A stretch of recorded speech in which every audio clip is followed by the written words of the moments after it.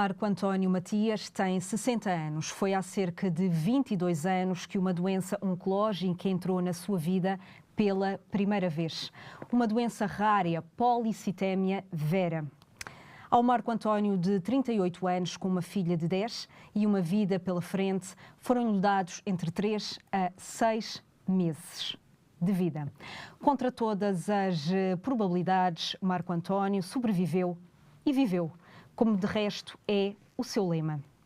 Desde essa altura, já retirou o rim e a glândula suprarrenal devido a um tumor encapsulado neste órgão. E também o sangue voltou a mostrar o seu poder. A doença inicial avançou para uma mielofibrose. A espada sobre a cabeça ficou fixada em 10 anos, há cerca de 3 anos atrás. Marco António vai traçando os seus objetivos. Já foi a ver a filha fazer 18 anos, agora é ver o neto completar 3 e levá-lo a ver um jogo do Sporting. Olá, Marco. Olá, Vanessa. Muito obrigada por estar aqui na Beira Baixa TV a partilhar o seu testemunho. Marco define-se como um lutador, um sonhador, adora viver lá a vida. É verdade. Penso que é as palavras que mais me definem, porque desde muito novo, que sempre sonhei muito, sou mesmo um sonhador. Uma das minhas características é essa, mas para ser sonhador tenho que lutar muito, e tive que lutar muito. E para chegar onde cheguei, quer em termos pessoais, quer em termos profissionais, foi uma luta sempre permanente. Viva lá a vida, porque temos que viver a vida, não há outra possibilidade. E desde agosto de 2002, como a Vanessa falou agora, os meses a seguir a essa data, até os primeiros anos foram muito complicados, mas eu tive que ir buscar a tal energia, ou tal sonho, a tal luta, e dizer, não, quem tem que mandar sou eu. Quer dizer, não é a doença que me vai deitar abaixo. Sabendo por vezes, e infelizmente não é bem assim. Claro, claro. Mas foi precisamente esse lema que eu segui. E a partir daí comecei a viver a vida com uma intensidade que até então não vivia. Até em termos profissionais. Comecei-me a dedicar com muito mais força, com muito mais vontade. Porquê? Uma razão muito simples. Porque eu não sei o amanhã. E já na altura não sabia o amanhã. Parece difícil, mas eu até sei hoje mais o meu amanhã do que nessa altura que não sabia nada. Era uma escuridão. Ou seja, foi traçando também objetivos mais definidos. Marco, antes de falarmos isso, recuemos então 22 anos. A única sintomatologia que teve e que na altura nem reconheceu como sintomatologia foi uma dificuldade em ver os sinais de trânsito ao longe enquanto conduzia. É verdade. Eu, na altura, portanto, já era delegado de informação médica e fazia as minhas viagens e sem nunca ter tido nenhum sinal de alguma dificuldade de visão, de um momento para o outro comecei a sentir, precisamente na estrada. Ou seja, eu ao longe sabia, não conseguia definir, identificar o sinal. E disse, aqui qualquer coisa que não está bem. E o que é que nós pensamos? Isto é da idade. Eu tinha 38 anos e tinha tudo menos doença. Pensava e via umas luzinhas também, não é? Exatamente. E sentia, pareciam uns estalinhos, umas luzinhas, de vez em quando, muito... O que é que na altura... Isto é da luz, porque foi na altura de verão, junho, julho. Portanto, a luminosidade era muito forte. E um dia, casualmente, na minha médica de família, como eu visitava os médicos, não é? Disse, doutora, passa-se isto assim, assim... Há aqui qualquer coisa que não está, se calhar tenho que ir ao oftalmologista, ou o que é que ela me diz? E ela diz-me assim, nunca me esqueço as palavras, a doutora Ana Maria, e diz-me assim, Marco, há quantos anos não fazes umas análises? Nem me lembro de fazer. Exato. Então vamos fazer. E depois conversamos. E foi aí que começou tudo. Quando faz as primeiras análises, quando chega ao resultado das primeiras análises, o hemograma, ela ficou um bocado, a reação dela, para mim, deixou-me um bocadinho preocupado. Mas ela não disse mais nada e disse, olha, vamos só repetir. No outro laboratório. Porque, por vezes, pode acontecer haver alguma coisa que não esteja bem e depois voltamos a falar. E eu achei logo aquilo estranho. E assim foi. Repetimos as análises, ela telefonou-me e quando ela me telefona eu disse logo, alguma coisa não está bem. E disse-me, bem, isto não está bem, eu vou já falar com a minha colega, a doutora Rita Rezende, que desde essa altura tem-me acompanhado até hoje, de uma forma espetacular e com muito apoio. E assim foi. Eu fui ter ao hospital a ter com a doutora Rita. E ela, quando viu as análises, ficou ali e tal. E disse-me assim, Marco, temos que fazer um medulograma. Eu não fazia ideia o que era um medulograma. Não sabia o que ia, não sabia o que ia fazer. Parecia então acarou aquilo... Não sabia. Claro. Desconhecimento completo. E eu lembro que ela me dizia assim, Valente, é assim mesmo. E eu disse, doutor, é já agora, vamos lá fazer.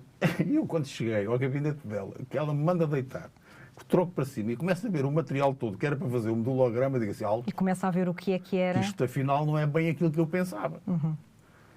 E pronto, e assim foi, fez o medulograma, os resultados, foi enviado para Coimbra, e o primeiro diagnóstico surge esse palavrão, policitemia vera. Confirmam. Confirma. A doutora Rita Reza, na altura, reencaminha-me logo para Coimbra, para a hematologia. E pronto, e aí sim começou. O trauma. Marco, o trauma vamos todo. explicar o que é esta doença por umas breves palavras. É uma doença tumoral da medula óssea em que há uma excessiva produção de glóbulos vermelhos. No seu caso, também um aumento de plaquetas. Sim. Pronto, portanto, esse tipo de doença, portanto, as doenças, neste caso mieloproliferativa, tem 3 possibilidades. Sendo, no caso, os glóbulos vermelhos, portanto, lá está a policitemia vera. Depois há a possibilidade das plaquetas, também uma trombocitemia essencial. Os glóbulos brancos, estamos depois a falar numa outra tipo de patologia, toda a gente que ouve falar de leucemias, não é? Por exemplo. Claro. A mim tocou-me logo as duas. Portanto, a policitemia associada à trombocitemia. Ou seja, não me chegava teve logo a autoria. Agora parece um especialista, Marco, mas na altura nunca tinha ouvido falar de tal nome. Eu nem fazia ideia. Eu, quando cheguei, e atenção, que na altura estamos a reparar há 20 anos, mesmo a própria NET. Nem conhecia ninguém com a doença. Nada, e nem pouco mais ou menos. E mesmo nós, eu ainda por cima que estava no meio, não é? Portanto, Claro. estava no meio. Trabalhava na indústria farmacêutica. Eu comecei a perguntar depois, eu vi, isso é uma coisa e tal, mas isso é mais para os idosos, isso não deve ser bem assim, não sei quanto. E aquilo foi ficando.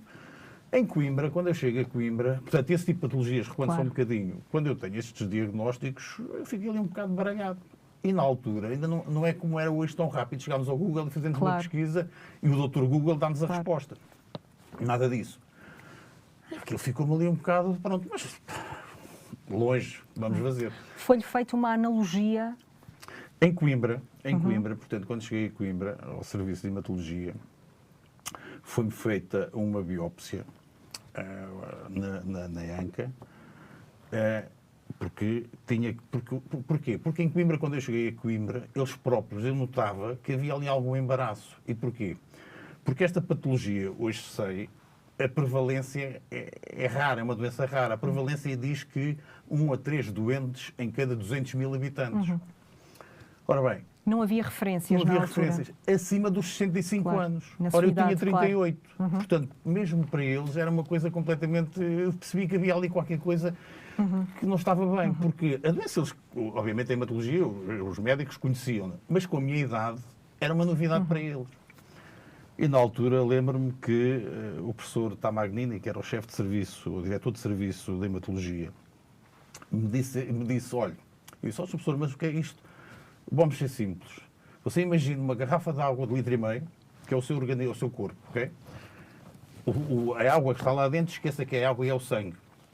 E os componentes, a sua medula, está sempre a produzir. E se ela não sai para lado nenhum, o que é que vai acontecendo? O sangue vai ficando cada vez mais espesso. É que começa a garrafa. Vamos deitando os vários condimentos, não é? As plaquetas, os glóbulos brancos, os glóbulos vermelhos, por aí fora. Aquilo vai ficando cada vez mais espesso, mais espesso. Não dilui.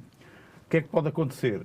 Os vasos sanguíneos, os microvasos, portanto, o sangue tem muita dificuldade em percorrer e vai, provavelmente, com muita facilidade, um AVC, um infarto, variedíssimos problemas. É a questão da visão, e aí vem logo a questão da visão, e variedíssimo outro tipo de sintomatologia. E ele explicou-me isso dessa maneira, e eu disse assim, a garrafa d'água, Na altura não entendeu bem esta analogia. Percebi, mas não quis, como eu disse, eu até senti algum ligeirismo ali, daquela maneira, mas depois daquele embate, disse, não, tens razão. Qual foi a solução que eles me deram? Medicação não havia. Então, a garrafa de água, se nós não tirarmos o componente, neste caso o sangue, para ele diluir, não é? Isto vai arrebentar. E lembro-me das palavras que ele me disse, olha, vamos ser pragmáticos. Se o seu organismo não reagir às flebotomias que vai fazer, flebotomias que é precisamente tirar São essas sangue, retiradas de que sangue. é o tal, eu quando ia 3 vezes, de início, 2, 3 vezes por semana, enchia o saquinho de meio litro, como eu dizia. Aquilo era uma coisa... Se o organismo não reagir e continuarem os valores permanentemente a subir, depois havia um que eu até já sabia de cor, que era o hematrócito. Se estivesse acima dos 50, era o caos, hemoglobinas, tudo isso. Temos 3, 6 meses, porque lá está a garrafa, vai arrebentar. Não pode, isto não está a acontecer. Eu tinha 38 anos, a minha filha tinha 10 anos. Como é que se recebe uma notícia dessas, Marco? Na altura,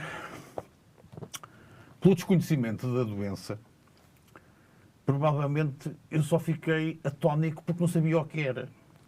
Okay? E o desconhecimento, por vezes, até nos ajuda um bocadinho. Nós não sabemos o que é, estamos bem.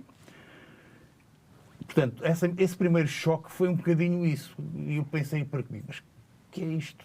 O que é que me está a acontecer? Saiu-me a 1000 euromilhões, uma doença raríssima, uma doença rara, para pessoas com mais da média dos tais 2 a 3, para cima de 65 anos, eu tenho 38, não está bem. Primeiro embate logo. No dia a seguir, 2 dias depois de conversar e começar a ver, comecei a ver um buraco negro à minha frente muito grande. Não é? Primeiro por saber que não tinha cura, porque era uma doença crónica. Portanto, é um tipo de tumor, é um cancro no sangue, crónico, que vai, até que vai chegar ao fim. E isto foi um caos. Vi a minha vida, porque ainda por cima estava no auge a começar a minha carreira. Não é? O choque veio depois? O choque veio depois. Porque quando eu comecei a ter a verdadeira percepção do que é que eu tinha. Claro. Ok? E senti um grande aperto, uma grande angústia. E o que me valeu na altura foi a família. A minha esposa, em primeiro lugar. Foi ela na altura, aliás, provavelmente ainda hoje é ela quem mais sofre. E eu às vezes até me chego a convencer que ela sofre mais do que eu. E ainda por cima porque ela é enfermeira. A sua esposa que era enfermeira e continua a ser. Na altura estava no serviço de diálise. Hoje, ainda por cima, está na unidade, na UAC, portanto, na parte da oncologia, no Hospital em Castelo Branco, com a doutora Rita Rezende. E ela foi sempre a grande almofada. O que é que eu tentei na altura? Eu tinha que falar, mas ao mesmo tempo tinha algum receio. Proteger um bocadinho a minha família. Quando eu digo a minha família, eu digo os meus pais na altura. Só há muito pouco tempo é que eles tiveram... O meu pai faleceu há 1 ano e meio e muito pouco tempo antes é que eles tiveram a verdadeira noção do que eu tinha.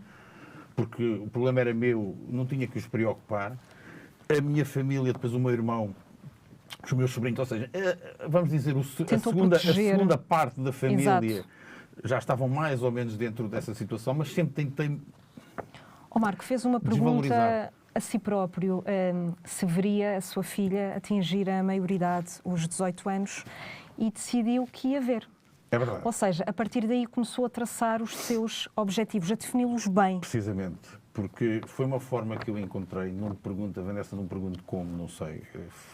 Foi uma forma que eu criei a mim próprio, que eu disse e pensei na minha almofada. Porque isto, muitas vezes nós damos esta imagem que não está nada, está tudo bem, não é nada connosco, isto é uma festa. É mentira. Isto somos nós muitas vezes. Mas quando nós nos deitamos e a almofada, chorei muita vez. E choro muita vez porque há coisas, quando eu começo a lembrar que isto está-me a fugir a areia entre os dedos, é terrível. E aí diz assim, não, espera lá, não pode ser. Então a minha Maria tem 10 anos, eu não a vou ver fazer 18 anos, não a vou ver entrar na faculdade. Há aqui qualquer coisa que não está bem. Não, isto vai ter que acontecer. E isso começou-me a dar vontade e força, a tal força, o tal lutador, que ainda fui buscar isso. Não, espera aí, mas até hoje, das minhas características, sempre me pareceu difícil. E quando me dizem não consegues, então é que eu vou conseguir mesmo. Eu disse, não, isto vai ter que andar. Sabendo que não há milagres. Não vale a pena estarmos... Marco, mas viu a sua filha atingir a maioridade. Porque, entretanto... A tal garrafa não rebentou. Não rebentou. A evolução, os anos foram passando. Começou a espaçar mais o tirar sangue também. Começou por 3 vezes por semana. 2, 3 vezes por semana. Depois passou a mês. Tomava aspirina também. Fazia aspirina e só fazia... Porque era a única medicação que havia na altura. Entretanto, comecei a fazer esse espaçamento, portanto, 2 em 2 meses. A doença manteve-se estável, no fundo. Exatamente, ou seja, porquê? Uma razão para as pessoas entenderem, porque é importante, é quem me está a ouvir e quem sofre desta doença, que serão muito poucos, E se houver alguém, contacto, que eu gostava imenso de falar com ele, mas seja que tipo de doença for, em termos oncológicos ou não só, nós muitas vezes temos que saber ultrapassar essa fase, que é, ok, isto não rebentou, a garrafa não rebentou, então vamos continuar a acreditar que não vai rebentar, que não vai acontecer. E temos que lutar por isso e temos que ser otimistas e lutar, principalmente lutar. E eu disse, não, eu vou ver a minha filha fazer 18 anos, eu vou vê-la entrar na faculdade. Em termos profissionais, disse, não, eu sou, na altura, era delegado de informação médica, não, isto está na altura de dar o salto, então é que vamos lá. E assim foi. Vi a minha filha fazer 18 anos, vi a minha filha entrar na faculdade, progredi na minha carreira, cheguei ao topo da carreira, portanto, consegui concretizar só comigo? Não. Obviamente que, entretanto, a medicina foi evoluindo, okay? O tal tirar sangue, a tal garrafa, tirar aquela parte, ajudou-me a controlar. Chegou a fazê-lo de 3 em 3 meses apemas. E até de 6 em 6 meses, na parte final fazia. Os anos foram passando nessa fase, até que em 2013, 2012, 2013, há um hematologista que estava na altura na Covilhã, e eu sou aconselhado, alguém me diz, vai falar com ele, não perdes nada, e assim foi. Fui falar com ele, entretanto veio dar consultas aqui ao Hospital de Castelo Branco, porque em Castelo Branco não havia hematologia, era a doutora Rita, que acumulava tudo e mais alguma coisa e fazia esse favor. E há uma medicação, na altura, que não estava ainda no registro, não estava feita em Portugal, e foi um passo que foi dado para conseguir, que era o anagrelide. Portanto, ele foi registado em Portugal em 2013, sensivelmente. Na altura, uma medicação inovadora. E o que é certo e verdade é que eu comecei a fazer essa medicação, deixei de fazer as flebotomias. Porquê? Porque os níveis das plaquetas, principalmente esse, e os glóbulos vermelhos, começaram a estabilizar. Okay? Portanto, eles não deixavam... A qualidade, há aqui só um parênteses, que é a qualidade, se posso chamar assim, dos meus glóbulos vermelhos e das minhas plaquetas, não é boa. Portanto, as hemácias, os glóbulos vermelhos, estão disformes, portanto, não são... A medula, quando os produz poucos e já não os produz em condições. Certo. E então isso conseguiu controlar e foi estabilizado. E andei muito tempo... Diz que foi a sua salvação até hoje. Eu acredito, isto é, depois nós agarramos-nos muitas vezes a algo que para nós é importante. E isso para mim foi algo onde eu me agarrei com força e disse, não, está aqui, e assim foi. Porquê? Porque eu sentia resultados. Esse senhor depois foi-se embora para Coimbra, portanto, e entretanto voltei à doutora Rita Rezende. Pela paciência que essa senhora tem. Anteriormente só ficava mais ansioso quando tinha de ir à consulta a Coimbra, certo? Precisamente. Quando eu me tinha... Mas eu nesse período andei a ser controlado no serviço, lá está, de hematologia, de oncologia em Castelo Branco, pela doutora Rita, precisamente porque estava controlado, ela ia-me acompanhando, eu fazia o hemograma. 2 ou 3 dias antes de eu ir fazer o hemograma, é que eu passava umas horas sem dormir e até me doía a barriga, não é? Como me dizer, estava bastante ansioso e não sabia o que é que lá vinha. E quando lá chegava, quando ela muitas vezes me dizia, está tudo bem, e falou sempre comigo, e eu dei sempre um apoio, que também isso é meio caminho andado, nós muitas vezes temos esse apoio de retaguarda da parte médica. Da parte clínica, claro. Da parte clínica. E eu, pronto, ok, porreiro, vamos embora e vamos continuando. E o tempo foi passando. E durante esse tempo, o tempo foi passando, Marco, não dar valor à doença no sentido de viver aprisionado a ela, foi sempre o seu lema, ou seja, nunca se considerou refém da doença, nunca viveu dependente dela. Não, porque é assim, porque para mim eu é que mandava. Eu sempre evitei entrar, a saúde mental, agora já estamos aqui a entrar um bocadinho, é terrível. Nós muitas vezes não valorizamos e até desvalorizamos. Claro. Mas a força da mente é fundamental. E eu sempre tive isso. Não. Quem manda sou eu. A minha filha tinha que fazer 18 anos e não estava a fazer. Portanto, eu quero cá andar. Eu quero progredir na carreira. Eu tinha esses objetivos. A minha retaguarda, e também isto porque, vamos ver, porque eu tinha a retaguarda, sentia as costas quentes, protegidas, porque tinha a minha esposa, a minha filha, a minha família. Um grupo de amigos que nós criámos, que é Viva lá a Vida. Que são, eu acho que são fantásticos, que tudo isso dá força a que a gente, naquela fases, porque também as temos, ninguém pensa que isto é um mar de rosas, pelo contrário, mas naquelas fases mais críticas, está alguém que, ok, anda lá, estás a lembrar isso. E a minha esposa tem uma questão que eu acho que é importante muitas vezes, e quem me tiver a ouvir, a outra parte, se eu desvalorizei a doença, ela ainda hoje a desvaloriza à minha beira, à minha frente. Certo. Eu sei que não. Acredita quando ela que está sem comigo- ser à sua beira não é assim. Quando ela está comigo, naqueles dias em que eu digo, "Epá, isto, ela corta-me logo, ela Claro. nem me deixa falar mais nada. Ou seja, quando um está mais em baixo, o outro dá alento. Sempre a retaguarda. Certo. Sempre. E depois a filha foi crescendo, e pronto. E eu controlava, impecável, fazia a medicação, andava tudo bem. Tudo bem. Até 2016, Marco Pronto. ia trabalhar quando sentiu uma picadela nas costas, na zona do rim, e até pensou inicialmente que tivesse sido um alfinete no carro. É, Marco. tal e qual. É incrível, porque nós, por vezes, criamos algumas ideias erradas. Se eu tenho um cancro, porque muitas vezes esta palavra assusta as pessoas. Não, isto é um cancro. Não vale a pena estarmos com Sempre o palavras chamou bonitas. assim. Sempre. Para mim é o que é. É um cancro. Ponto final. E o que é que muitas vezes? Bem, se eu já tenho a estatística, acabou-se. Quer dizer, Claro. já me chega a este, já não Claro. tenho mais nada. E no dia 6 de outubro de 2016, saí de casa de manhã para ir trabalhar, normalmente, entro no carro, vou para o escritório, já estava em Castelo Branco, portanto, nessa altura já estava em Castelo Branco, vou para o escritório e à saída do carro sinto uma picadela nas costas do lado direito. O que é que eu pensei? Tal e qual. Claro. Eu saio do carro e vou com a mão ao banco a ver disso, um alfinete, até pensei numa abelha, algo parecido. Não vi nada, aquilo passou-me, mas quando me vou sentar na secretária, começo a sentir uma dor muito funda, muito aguda, e aí estou a transpirar muito. Ora bem, como eu tinha algumas noções, o que é que eu comecei a respirar fundo, os sintomas cólica renal. Aquilo aliviou um bocadinho, eu disse, bem, mas não.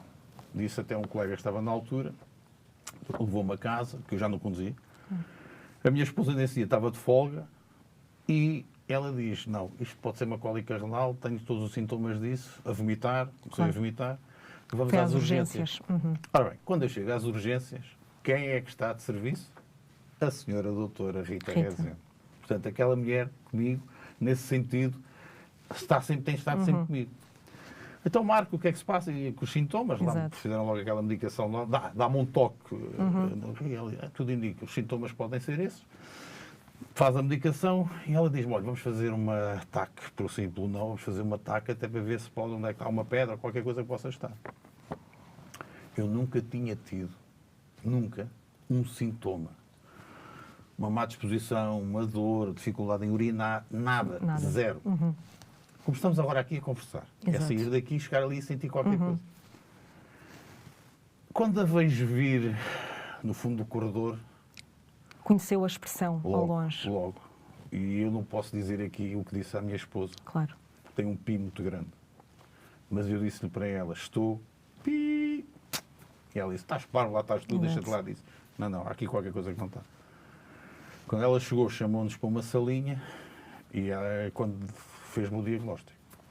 Já vinha com o urologista, chamou o urologista, temos um tumor no rim e já está numa fase avançada. Necessitava de intervenção urgente. Imediato. Mas aí, Vanessa, o choque aí foi muito pior do que em 2002. Porquê? Porque em 2002 eu não sabia o que me estavam a Claro. dizer. E aqui, Já sabia. sabia tudo. Claro. E com tanta urgência e tanta questão, vá-se à dimensão que estava Claro. lá dentro, aí sim. Aí foi o embate que eu disse, acabou. Pronto. Não foi de uma maneira, foi de outra. Entretanto, volta à minha esposa. Começou-se a mexer, porque isto infelizmente tem que ser assim, Claro. ser os cordelinhos, como é que é, não Claro. sei quanto. Sei que no IPO em Coimbra, com muita urgência e muito, era 2 a 3 semanas para ser operado. Tudo se resolveu e 2, 3 dias depois eu estava a começar a fazer, a fazer os exames, ressonâncias magnéticas, Exato. tudo isso De para preparação saber para a intervenção. e para avaliar se já estava metastizado ou não. Certo. Felizmente não estava. O tumor é encapsulado, por isso eu não tinha sintomas. Mas no final da semana eu estava a ser intervencionado. E na altura, quem me operou disse-me que ia fazer pôr 4 buraquinhos na barriga e que me operava. E aquilo, digo assim, 4 buraquinhos na barriga. Então isto afinal também não é tão mau como eu estou aqui a fazer. Bem, lá, então se eu não caí no outro, também não é neste que eu vou cair. E comecei Começou novamente a traçar objetivos. a virar aquilo tudo ao contrário Claro. outra vez. E de forma até alguma vez, por vezes inconsciente, com alguma inconsciência que eu reconheço. Vou sou internado e nesse dia, nunca me esqueço, o Sporting que jogava para a Champions, não sei quantos, com o Bayern Dortmund.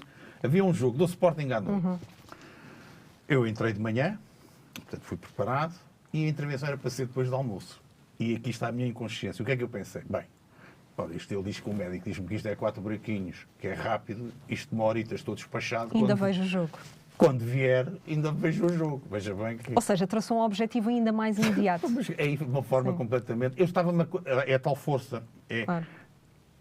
A tal força que é preciso para lutar, que eu vou procurá-la seja onde for. Ok? Enquanto eu estou iludido 3 ou 4 horas com a ver um jogo, eu não estou a pensar na doença nem a sofrer com ela. Claro. Claro que não foi nada disso que aconteceu. A intervenção foi feita. Complicou-se muito. Ainda hoje, não me contaram a verdade toda. Mas já me apercebi, porque às vezes há pequeninas coisas que eu vou apanhar. Claro. Mas quem tem lá em casa não me Tentaram contou a verdade protegê-lo, toda. claro. Mas sei que estive do outro lado. Porquê? Porque o tal problema do sangue, não é? Claro. Ao ser intervencionado desta maneira, as minhas plaquetas nada funcionam, portanto, aquilo que teve mesmo complicado. Acontece que no pós-operatório eu tenho uma imagem brutal, acordo, não sei que horas era, e pensei assim, olha, afinal, já foste para o outro lado. Porquê? Porque vi uma imagem de uma pessoa, um homem muito alto, vestido de branco, do outro lado. E a nossa mente, o que é que pensa? Olha, já foste para o outro lado, está qualquer coisa que dizem que está lá à espera. Quem é que era? Era o cirurgião que nunca me abandonou enquanto eu não acordei. Certo. Mas eu não sabia, para ver o estado em que eu estava. No dia, portanto, passou. Outro dia, quando eu comecei a acordar, as dores eram imensas. Foi-lhe retirado o rim e a glândula suprarrenal. Sim. Abreviando, no dia seguinte acordei, muitas dores, e quando eu acordei parecia uma árvore de Natal. Tubos, drenos, tubos por baixo, tubos por cima. Eu disse, isto afinal qualquer coisa. A minha reação foi ver os buraquinhos. É? E na realidade eu tinha aqui 2 buraquinhos, aqui assim, mas tinha aqui um corte que disse, ele enganou-me. E perguntei-lhe. E eu disse, Sr. Professor, afinal com os buraquinhos, mas... E ele respondeu-me, aquilo que eu tirei de lá nunca podia sair por um buraquinho. Certo. Pronto. Segundo dia, as coisas aconteceram e acho que é importante queria já agora transmitir esta mensagem. De manhã vejo entrarem 2 jovens enfermeiras no quarto e dizem-me assim, vamos tomar um banhinho. E eu pensei para comigo, elas estão tontinhas. Então como é que eu me mexo? Tenho tantos fios, tanto tudo, eu não me posso mexer. Está aqui qualquer coisa que elas estão a brincar comigo. Quando eu vejo entrar o carrinho com elas, 2 jovens, com a bacia e tudo isso, eu senti-me tão mal, tão inibido, envergonhado. E elas, nunca me esqueço, 2 jovens, recém-licenciadas, com uma calma e disse, o senhor esteja à vontade, porque esta é a nossa vida. Claro. Nós vamos lhe dar banho. E assim foi. Mas eu senti-me tão mal. Claro. Não queria saber. Sentiu-se, no fundo, impotente também. Senti-me mal. Mas porquê que isto não pode ser? Não, isto tem que dar aqui a volta. Isto que amanhã tem que tomar bem para sozinho. além da cirurgia, não houve outro tratamento porque o tumor estava encapsulado. Estava encapsulado. Exatamente. E não havia metástases, não havia nada. Portanto, estava ali. Seguiram-se foi meses de recuperação. Pronto. E eu, quando vou à consulta, a seguir, portanto, passando depois toda essa fase, quando vou a uma consulta a Coimbra, um mês e pouco depois, o médico diz-me, olha, está aqui os resultados todos, a anatomia, portanto, tudo isso, leia lá. Eu comecei a ler. Tumor, carcinoma, não sei quanto, grau 3, não sei quanto, tudo aquilo. E depois havia lá uma parte que dizia 0,5 milímetros de não sei quê, do tecido adiposo, dos órgãos envolventes, assim, um palavreado muito esquisito. Eu não liguei àquilo e ele viu que eu não reagi. E ele disse, sabe o que é meio milímetro? E eu disse, nossa professora, é metade de 1 milímetro, portanto, é uma coisa ínfima. É a folha que o senhor tem na mão dobrado ao meio. É, pois, deve ser. era a diferença que o senhor estava entre a vida e a morte. Olha, quem foi tudo outra vez? Exato. Lindo. Porquê? Como o tumor estava encapsulado, ele estava a crescer, daí a tal rapidez ter que ser, ele estava ao tal meio milímetro que vai andar descrito de entrar nos órgãos envolventes. E então aí era um fósforo. Portanto, se ele entra aí, não é? Os intestinos, portanto, todos os órgãos estavam envolventes, aí é que hoje eu não estava cá a dar a entrevista, nem havia santinhos que me pudessem valer. E ele diz-me assim, olha, se acreditar em Fátima, passe lá e ponha uma velinha. Se não acreditar, passe na mesma e ponha também. E aquilo ficou-me aqui a matutar, porque, não sei, a dor que eu tive... Preferiu só ter sabido disso depois? Sim. Senão então ainda era pior. Claro. E eu aí continuei a lutar. Disse, não, espera aí, há aqui qualquer coisa que eu consigo ultrapassar isto. Isto tenho qualquer coisa que estamos a andar e vamos andar.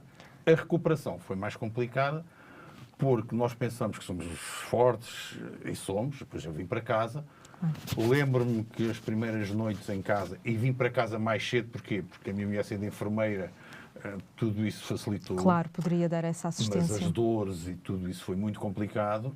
E a recuperação, que eu perdi muito peso.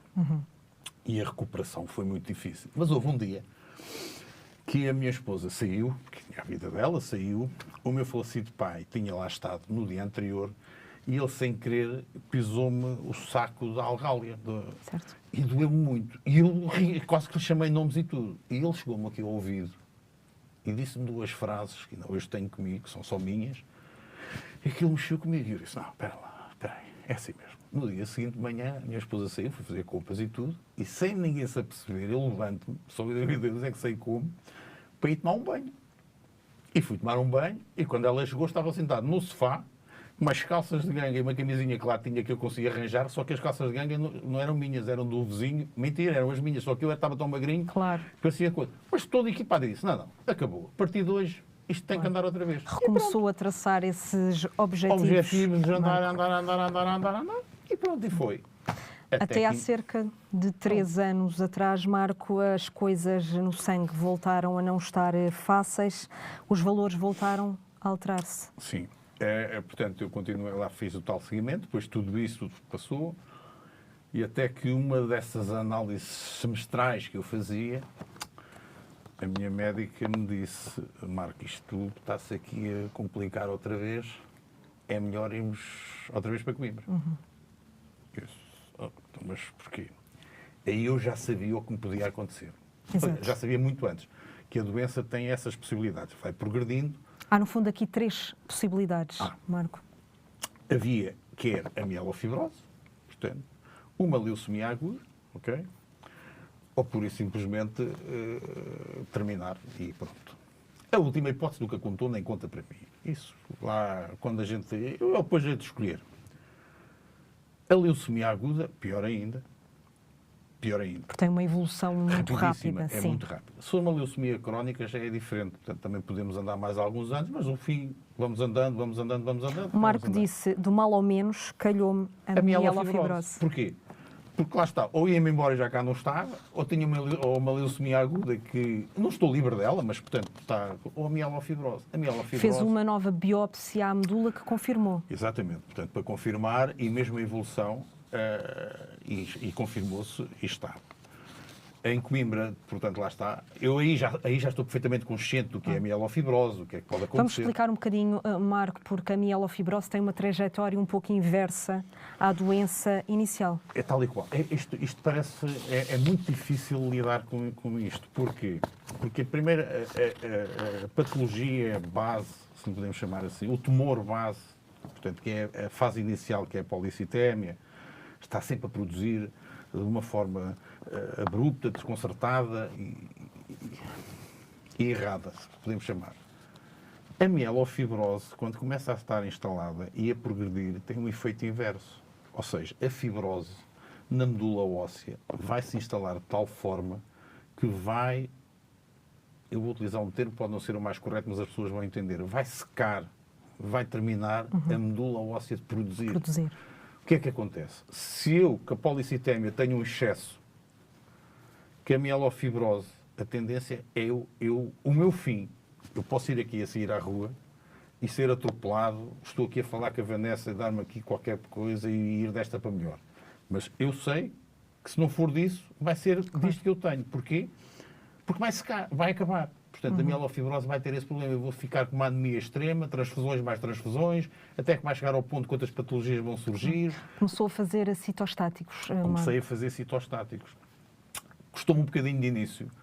Portanto, oral. Tive essa possibilidade. Essa não, é a que há. Onde, de início, os efeitos foram um bocadinho complicados, no sentido gástrico, muitos enjoos, muitas diarreias, dores, complicado. O organismo, entretanto, vai se habituando e isto estamos a falar há quase 3 anos. Claro. O transplante de medula não é opção para já, Marco? Foi colocado. Não era compatível com o seu irmão? O meu irmão ofereceu-se logo e pronto, e foi fazer os testes comigo e não foi compatível. Entrei numa base de dados de possíveis dadores, até hoje passou, mas também também já passou, já não há mais nada a fazer. Porquê? Porque dos 60 anos, mesmo até aos 60 anos, um transplante da medula, apesar da evolução que há hoje, ainda bem que assim é, poderá andar na casa dos 90%, 95% de taxa de sucesso. Mas há sempre os tais 5%, 10% de não percorrer. A partir dos 60 anos, o nosso organismo não é a mesma coisa. Claro. E a taxa é muito mais elevada de insucesso.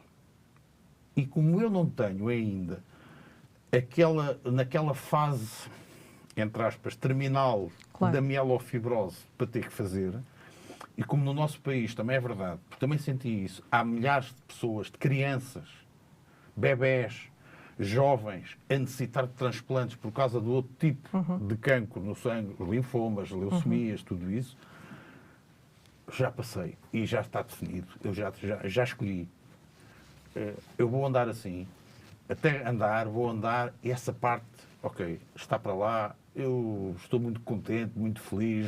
Agora, dia 3 de outubro, vai talvez mudar a terapêutica, Marco? Pois, agora na última consulta que tive em Coimbra, o médico disse-me, olha, Marco, isto já lá vão quase 3 anos a fazer este tipo de citostático.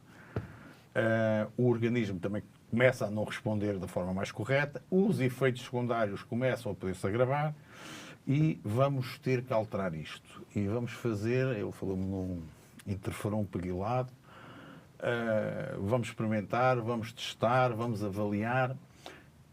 É um bocadinho recuar uns anos atrás, ou seja, eu sinto-me, não é bem, mas sinto-me controlado com o que estava a fazer. Tirando o cansaço, não é, Marco? É o pior. Neste momento é aquilo que é mais complicado, porque com muita facilidade me canso. Porquê? Claro. É como o carro. Se a Vanessa não deitar a gasolina no carro... Se me permitir, vou fazer aqui uma analogia, Diga. Porque trabalhou muitos anos na indústria automóvel. Sim. E se tivermos de fazer uma analogia, o Marco fê-la, é como os carros. Começa a faltar, no fundo, a gasolina, o organismo deixa de produzir aquilo que, no fundo, o faz andar. Tal e qual. Portanto, é precisamente isso. Nós, no nosso carro, chegamos a abastecermos de combustível e andamos. O nosso combustível é o quê? É o sangue, que, por sua vez, transporta o oxigênio para as células, tudo isso.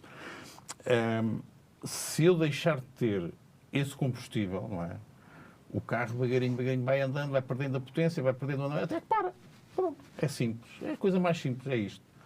Portanto, eu não quero que o carro pare. Mas, quer dizer, ele com vai esse ter que diagnóstico, sentiu-se a entrar no fim da corrida? Um bocadinho. E é aí que eu mais me puxo as orelhas em casa. Mas eu quando digo um bocadinho, porque sei que, é como eu dizia há bocado, não é isso que será, eu não posso dizer que é a causa da minha morte. Não, porque eu posso morrer de outra coisa, do acidente de automóvel, qualquer outra situação. Agora, em termos de saúde, se não houver nada em contrário, eu sei que é aí que o prognóstico ficou fixado em 10 anos? Há uma média. E eu, quando eles falam de 5 a 10 anos, há uma média. Porquê? Por causa da minha idade. Ou seja, as pessoas que estão a começar, que a minha idade ainda não têm policitémias. É estatística, não é? Eu já lá vou 22 anos. Mas como está a vencer todas as probabilidades... Pronto, e esta também a vou vencer, porque eu também tenho os meus objetivos. E depois, entretanto, surgiu a minha filha, o meu genro, com todo o apoio que tem-me dado, bem o meu Bernardo, que é a fonte de energia. Esse, não há medicamento melhor que esse. É esse que me vira por completo. Deixou também de andar a 200 a hora, começou a pensar mais em si, nos seus... Eu não queria. Porque a minha vida sempre foi mesmo isso de a 200 à hora. Eu tenho uma personalidade difícil, em termos de trabalho, sempre fui assim. Para mim não há branco ou cinzento, não há branco e preto, quer dizer, não há cinzento, ou é branco ou é preto, é para fazer claro. E bem feito. O segundo classificado é o primeiro dos últimos. Não vale a pena estarmos com histórias. Portanto, sempre fui muita dinâmica e muita aceleração e muito trabalho. E e eu tive que parar. Claro. Tive que parar e tive que meditar, e aí sim meditei. Tenho um sítio particular para meditar, que é Fátima. Certo. Muitas vezes me meto no carro sozinho. Foi lá como o tal médico lhe disse? Mas eu já tinha ido antes, ele não precisou de me dizer isso, porque eu sou católico, não sou praticante. Não esta parte, então, com os últimos problemas que nós sabemos que envolve a questão católica, tudo isso, não, mas Fátima, para mim, é onde eu me sinto bem. Tenho ali qualquer coisa de muito especial e eu muitas vezes me meto no carro e vou sozinho, sem ninguém saber, nem tenho que saber. Falo com quem tenho que falar, venho-me embora com uma tranquilidade mais fantástica. Aliviado. Marco, voltando aqui um pouco ao apoio familiar, o que é que esse apoio lhe deu? Deu-lhe a serenidade? Deu-me serenidade, deu-me estabilidade e deu-me uma coisa que eu considero fundamental, que é: não tenho oportunidade de pensar de forma negativa, porque não me deixo. É que eu às vezes até quero, até posso querer, há dias que eu até digo assim, isto amanhã vou a Coimbra, isto vai... Não me dou hipótese nenhuma. A minha mulher faz o favor, corta-me logo, não dá hipótese. E isso ajuda muito. Eu sei que depois ela até é capaz de sair e as lágrimas correm muitas vezes, porque é verdade, mas tem essa força em mim. Eu sei que acha que só há heróis em 2 sítios, e já me disse, mas há quem o considere o seu herói e a sua inspiração. Marco, a tua história é a nossa história. Ao longo da vida passamos por muitos momentos inesquecíveis e por outros menos bons. No entanto, a tua doença foi aquela que nos deixou sem chão. Choramos juntos, mas no dia seguinte decidimos encarar a doença com coragem e determinação, tal como fazes com tudo na vida. Temos de acreditar e ter fé. És uma inspiração para nós. Adoro-te. Sempre juntos, com o nosso lema: Viva lá a vida. Olá, pai, surpresa! Por esta que não estavas à espera, não é? Eu também não. Pediram-me para falar aqui um bocadinho sobre ti e sobre a tua doença. Eu, na realidade, não me recordo muito bem quando foi diagnosticado, porque eu era pequena e tenho a noção que tanto tu como a mãe fizeram de tudo para me tentar proteger ao máximo, mas obviamente, como fui crescendo, fui-me apercebendo de tudo e percebi também o quão lutador e herói és. Quanto todas as perspectivas e previsões que davam, tu ensinaste a todos que a vida nem sempre é como achamos que vai ser. E conseguimos dar a volta e lutar e superar-nos cada vez mais. E acima de tudo é como tu dizes, vive lá a vida, não é? És um grande exemplo para todos, para mim, um exemplo de superação, de resiliência. E, acima de tudo, és o meu grande herói. E pronto, e nisto já me estou a emocionar. E acho que tu também te vais emocionar. E olha, beijinhos grandes e espero que tudo esteja a correr bem. Beijinhos, pai. O grande herói. Pois, isto não vale. Isto, a gente fica aqui um bocado... Estava a correr tudo tão bem, agora fiquei aqui um bocado engasgado. Emocionou-se. Vanessa, eu acho que estes 2 testemunhos refletem tudo aquilo que eu disse, ou resumem tudo aquilo que eu disse, e são a minha fonte de inspiração. Porque a minha filha, eu sempre tive um cuidado, justamente com a minha esposa, de a proteger, já antes de lhe dar tudo aquilo que eu lhe pudesse dar em termos de educação e de formação. Isso era o que me interessava. Os bens materiais, claro. Infelizmente hoje há muita gente que pensa... Eu às vezes fico espantado quando uma criança de 2 e 3 anos já tem um iPhone, não sei das quantas, claro. E não sei o que mais, não interessa. Por de resto não é isso que elas se vão lembrar. Porque vai chegar a um ponto que isso não tem valor nenhum. E eu sempre tentei transmitir isto. E quando ela diz que eu sou o herói, é mentira. Eu não sou o herói dela. Ela é que é o meu exemplo. E é que é aquilo que me dá forças para andar. Isto agora está-se a complicar aqui um bocadinho. Mas é isto que está. E, entretanto, eu tenho a consciência, e eu disse muitas vezes à minha mulher, posso-me ir embora. Eu não tenho medo da morte. Isto também é importante as pessoas ouvirem. Eu não tenho medo de morrer. Eu não quero. Okay? Vamos lá já esclarecer isto. Não quero. Ainda tenho cá muito para fazer e muito para andar. Mas quando chegar a hora, eu vou feliz, realizado, descansado, porque fiz tudo o que queria fazer. Cheguei onde cheguei em termos profissionais, em termos familiares, deixo uma estrutura sólida e uma filha que sabe perfeitamente o beabá da vida e o que é que tem que fazer. Já deixou uma semente, já cá está uma semente que ainda é um sportinguista também já, desde que nasceu. Sentiu-se a renascer Completamente. com o nascimento do Bernardo? Completamente. Eu no dia em que o Bernardo nasceu, parece que algo entrou por mim acima e disse assim, ei, vamos lá, limpa tudo isto outra vez e vamos O seu grande andar. objetivo é vê-lo a fazer 3 anos, tem atualmente 21 meses, e levá-lo a ver um jogo de futebol ao estádio de Alvalade. 3 anos porquê? Porque é quando ele pode entrar no estádio. Ao estádio de Alvalade, porque aí é isso. Eu sou um sportinguista doente, sou convicto, pronto. E o meu neto, 2 horas depois de ter nascido, já era sócio. Até porque o pai é benfiquista. O meu compadre também. E antes que eles acordassem, eu fui logo a Foi tratar logo disso. tratar disso. E é isso. Eu digo assim, bem, ok, se eu agora estou assim, calma. Daqui a 3 anos o Bernardo vai comigo ao Alvalade, vamos os dois. Ele não vai ver jogo nenhum com 3 anos, com Claro. fim de 15 minutos, provavelmente Claro. já lá no seguro. Mas esse é o próximo objetivo. Ó Marco, no seu perfil, achei muito curioso, no local de trabalho, desde 16 de novembro de 2022, tem avô na empresa, avô, a melhor função do mundo. É.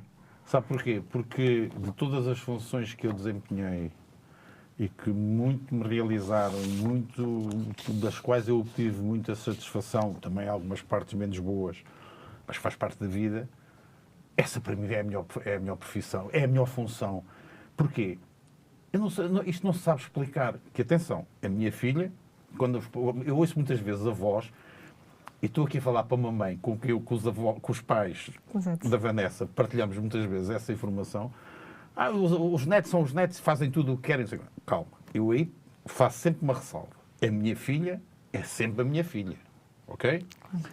Porque sem a minha filha não havia Bernardo, não é? Mas a minha filha é sempre a minha filha. O meu neto é sempre o meu neto. São como é que eu posso dizer? São instituições diferentes. Ok? O meu neto faz tudo o que quer de mim. Com 22 meses, ele faz tudo. Ele faz gato sapato do avô. E o avô, muitas vezes, cansadíssimo, porque ele é um terror, é um reguila, é um rapaz cheio de energia. Eu já não posso quase pegar, mas nem que eu vá buscar e vou conseguir. E eu sinto isso tudo para mim, quando fazemos em Castelo Branco, ali em Lisboa, uma videochamada, aquilo para mim dá-me ali uma vitamina toda também. Quando ele, a primeira vez que ele disse vovô, esqueça lá. Foi uma coisa do outro mundo. É algo... Ele, quando me vê chegar, vem a correr para mim, para o colo, para a avó, mas é uma coisa impressionante. E isso, nos dias em que eu estou mal, porque também tenho esses dias, as pessoas têm que saber 2 coisas, que é... E lhe perguntar isso mesmo, há dias mais difíceis, Marco, em que sente mais essa espada sobre a cabeça? Sente sempre ou há dias em que sente mais e outros em que quase se esquece? Há muitos dias em que eu me esqueço, mas não me esqueço, esqueço-me porque quero esquecer, nem me lembro. Tenho outras coisas que me ocupam mais o cérebro do que isso, mas há dias, há noites, há horas, há minutos terríveis, não é? Porque a gente lembra-se que será que afinal eu ainda vou ao Alvalade com o Bernardo? Será que a minha esposa está tudo ok para cá ficar? Ou seja, há muitas preocupações que eu já tentei resolver e deixar tudo já orientadinho, que é para quando eu tiver que chegar a hora e lá chegar. Há uma frase sua que eu considero muito acutilante: se não houver outro fim, sabe qual vai ser o seu fim. Isto apazigua, liberta de alguma forma ou não? Liberta. Sabe porquê? Porque ter esta consciência. Eu tive 22 anos para me preparar. Porque, por exemplo, a questão, se fazíamos a policitémia, deu-me tempo, eu não sabia o que era, fui apanhado de choque, o que é isto. A gente, 38 anos, ainda não tem bem a noção de que o mundo está para acabar, e comecei a crescer com isso e a saber o que é isso. Quando foi no dia 6 de outubro de 2016, aí foi um dos exemplos que a gente, num instante, em segundos, o mundo acaba. Ok? E eu até ao dia 2 já sabia, não é? Ultrapassei esse, não sei se amanhã tenho outro, logo se vê, mas se vier eu também cá estarei. Com essa consciência acutilante que tem, diz que tem duas opções, ou vive uma tortura permanente, ou anda para a frente, vive com os objetivos sempre definidos. E achei curioso a sua esposa também a falar em viver lá a vida, porque é o vosso lema, até tem um grupo. Tal e qual, tal e qual. E sabe que eu gostava de passar uma mensagem, porque eu estar aqui a conversar não é para mim, quer dizer, eu já me conheço. Queria que passasse essa mensagem, principalmente a quem possa estar a atravessar um problema semelhante. É mesmo isso, e é isso mesmo, Vanessa. O eu estar aqui, o principal objetivo é um bocadinho esse, é dizer às pessoas que o pior que pode acontecer, o pior que podem fazer é não falar com ninguém, ter vergonha, ter medo da doença, e então a palavra cancro é um trauma, é uma coisa horrível. Não, as pessoas não têm que ter esse problema. Porquê? Porque elas não têm culpa. Elas não fizeram nada para ter. É algo que está no organismo deles, e que assim surgiu. Portanto, aquilo que eu peço e que digo às pessoas é: não se resguardem, não se refugiem, falem, conversem, vão ao café, tomem um café. Se alguém tiver este problema, se quiser, fale comigo, não tem problema. Nas redes sociais, sabem como é que andem a falar comigo? Faz muito bem falar. Porque aí entramos numa depressão, muitas vezes. E é importante também ouvir. E não ter esse receio de falar. Nunca podem ter medo de falar. Falem, comuniquem. A família é importante. Há coisas muito mais importantes. Há uma questão que eu acho que é crucial, mas é para todos. É para mim que tenho a doença, é para a Vanessa que tem saúde, seja para quem for, que é, quando nós morrermos, não é? No dia em que estivermos lá esticados ou comprido, toda a gente chora à volta, coitadinho, era muito bom rapaz, fez isto, fez aquilo, esqueçam lá isso. Façam em vida. Eu muitas vezes digo, eu tive o caso do meu pai que faleceu há 1 ano e meio, eu tinha coisas para fazer com ele que não fiz. E não fiz porquê? Porque fui um idiota. Porque disse, eu faço amanhã, para o mês que vem. O tempo passou e ele já cá não está. Portanto, as famílias, os amigos, seja aquilo que forem, vivam enquanto estiverem vivos. Porque não é depois de dizer, eu podia fazer, não fazem nada. Ajudem. Estamos a falar para muitas idades, porque ao longo de todos estes anos, o Marco também foi constatando uma alteração significativa ao nível das faixas etárias que vê em Coimbra. Pronto. Eu quando cheguei lá em 22, quando entrei naquela sala de espera, a pessoa menos idosa, tirando-me a mim, tinha 65, 70, 80 anos. A sala de espera era só gente idosa, e isso aí foi outro choque, porque eu senti-me ali um bocado e disse, mas espera, isto não é para mim, o que é que me aconteceu? Saiu o Euromilhões, mas foi ao contrário. Hoje, quando vou ao mesmo serviço, quando vou a Coimbra, eu vejo tudo mais novo que eu. E há qualquer coisa que não funciona aqui. Eu vejo jovens de 20 e poucos anos, há poucos dias um menor de 17, 18 anos, com os pais, com doenças da área da hematologia, leucemia, linfomas, então é uma coisa por demais. Eu por exemplo, colaboro, há vários tipos de associações que é importante. E só um segundinho, porque acho que também é importante. Eu partilho muitas coisas e eles comigo, da Associação Portuguesa contra a Leucemia. Um deles dão muito apoio. Okay? Mesmo pessoas que precisem de tratamentos em Lisboa e que não tenham situações económicas débeis, eles conseguem têm uma estrutura que permite o alojamento e tudo isso. E eu hoje vejo alguns exemplos de bebés, de crianças, jovens, que nós não temos a noção. E isso ao mesmo tempo diz-me, eu passei aqui um ciclo, que era o mais novo que estava lá, não é? E agora eu vejo ao contrário. Agora olho para trás, para a sala e vejo tudo gente jovem à minha volta. O que ainda deve ser muito mais difícil. E esses jovens e as famílias desses jovens têm que ter a capacidade de conversar e de aceitar a doença com naturalidade. Não é?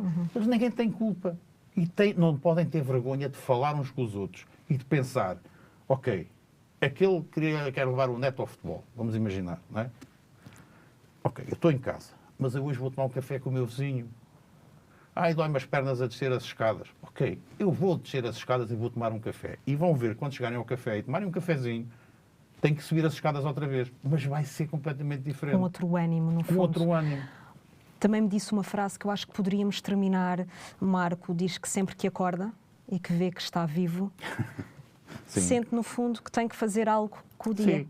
Olha, mas isso eu de manhã acordo, abro o olho, ainda cá estamos, ok? Estamos a mexer. Então, vamos saltar da cama. O que é que temos para fazer hoje? eu não tenho capacidade muito física já mas outro equilíbrio que eu tenho que ter, eu não posso estar parado. Okay? Eles mandam-me caminhar, praticar algum desporto moderado. Quando digo praticar desporto, não é moderado. Claro. Caminhar, custa-me, cansa-me andar, mas eu tenho que andar. Porquê? Porque se eu fico em casa, além do cancro que tenho, vou ter um problema de saúde mental. Vou entrar em depressão. As minhas próprias... colesterol, tudo isso, se eu não me exercitar, é terrível. Eu estou a ser obrigado a ganhar massa muscular, aconselhado por eles. Eu tenho que fazer. E levanto-me de manhã, às 8 da manhã, e tenho que fazer. Eu em casa, agora que estou em casa, isto até parece um bocado... Mas é assim, eu com a minha mulher, ela limpou a casa toda a vida. Não é? E ela trabalhava e continua a trabalhar. Eu agora tenho com ela um contrato. Há um dia por semana que da ponta de uma casa à outra ponta sou eu que limpo tudo e faço tudo. Sabe porquê? Faço um exercício extraordinário. E nunca... tem que ser. Não há nada a fazer. Ou seja... procurar sempre encontrar qualquer coisa para fazer. E estipular sempre novos objetivos. Vanessa, essencialmente as pessoas não tenham medo de falar da sua doença. Não tenham medo, porque vai ajudá-las muito, sentem-se libertas, recuperam energia e sabem que não estão sozinhas. E essa falta de apoio, muitas vezes, nota-se muito, porque eu nunca tive ninguém, eu nunca tive uma instituição, nada, porque não existe, não há. E é importante isso acontecer. E as pessoas têm que sentir isso. E viva lá a vida. Porque se nós acreditarmos que eu hoje quero viver, amanhã não sei se vou viver. Eu hoje quero ir beber um copo com os amigos. É com os amigos vamos beber um copo. Porquê? Porque amanhã de manhã eu não sei se tenho possibilidades de viver. Por isso, aproveitar ao máximo enquanto cá estamos. Não é depois. Isso depois lá veremos se há outra vida ou não há. Isso já não conta para nada. Marco, muito obrigada por ter aqui partilhado o seu testemunho. Nada, eu é que agradeço à Vanessa, à Beira Baixa TV, a possibilidade que me deram, que é precisamente de chegar a muita gente, tentar chegar ao máximo número de pessoas possíveis e que elas sintam que não estão sozinhas, não são únicas. A doença oncológica é terrível, mas enquanto puderem, enquanto acordarem de manhã, façam algo para que tudo seja melhor. E vão ver que vão conseguir. E quem quiser conversar e falar, estamos cá para isso. Marco, muito obrigada. Obrigado eu e parabéns pelo excelente trabalho. Muito obrigada. Estima-se que a policitémia vera, doença rara, tenha uma incidência de 2 a 3 novos casos por cada 100.000 pessoas por ano. Ocorre mais frequentemente após os 55 anos de idade. Estes são dados da Associação Portuguesa contra a Leucemia. E assim terminamos mais um Por Ti, e na rua ou em estúdio. Nós voltamos a encontrar-nos.